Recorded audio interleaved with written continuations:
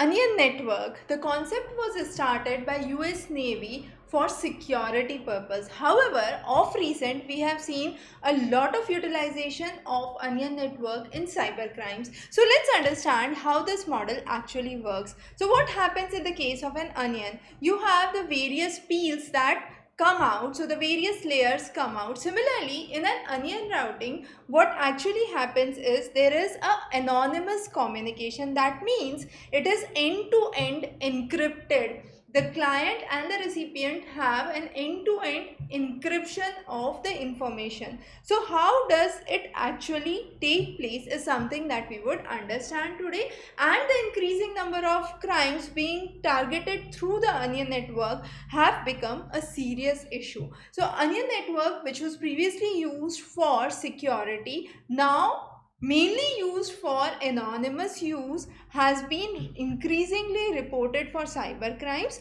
However, there are weaknesses associated to it, mainly the timing analysis, which we would understand in a while, that actually helps to break the path. So what happens in the case of an onion network? So in the case of an onion network, as you can see, you have the first layer. So let's say you start the data here. Okay, so that's the first point of entry of the data. Now from the first peel, it moves to the second peel. Now the second peel has the data from the first peel. The second peel knows the information only that has been provided by the first provider. Now similarly, by the time it reaches the third provider, the fourth provider, what happens is the information of the preceding one immediately preceding to it is known. No other information is known, and therefore even if you are trying to track the information, it's not feasible, because you would be only able to locate the first preceding point from where the data originated, and therefore it has become a serious issues, mainly when it comes to cyber crimes. Most of the data that goes through the cryptographic method, which we have already understood in our previous lectures, and here we have a asymmetric key which is being used from one client to the point where the data is decrypted. Now, as we said, this whole method has certain limitations. So what are those limitations are interesting to understand. So first is the timing analysis, and the second is the exit node vulnerability. Exit node vulnerability is very simple. What does that mean?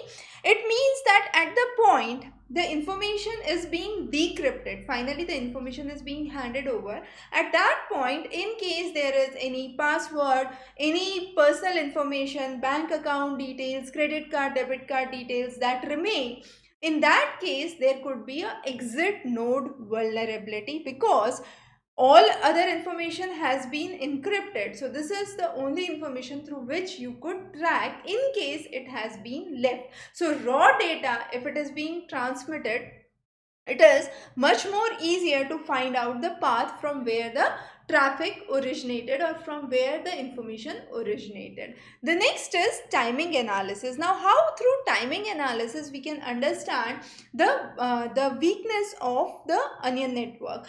Timing analysis basically helps to understand the time at which the data originated from the last preceding route. So it would help us understand the distance, the physical distance between the two locations. So let's say if the data is being originated in the country of India or China or Nepal or Bangladesh, that information could be obtained through the timing analysis. Okay, so matching time and data transfer is one of the techniques through which we understand that the origin of the information could be traced. However, in recent times we have seen another variant of onion routing, which is garlic routing. Now as the name suggests, garlic routing is also associated with onion routing. It is an enhanced form of it, where there is higher speed of data transfer that is seen, and it also makes it much more difficult for the for the attackers to understand any kind of traffic analysis in this case. So that was a very basic understanding about onion network. A lot of news coverage these days would target this term, and it's very important for your knowledge regarding cyber world and the changing digital era. We would be covering many interesting lectures on digital eras and related terminologies. Have a wonderful day ahead.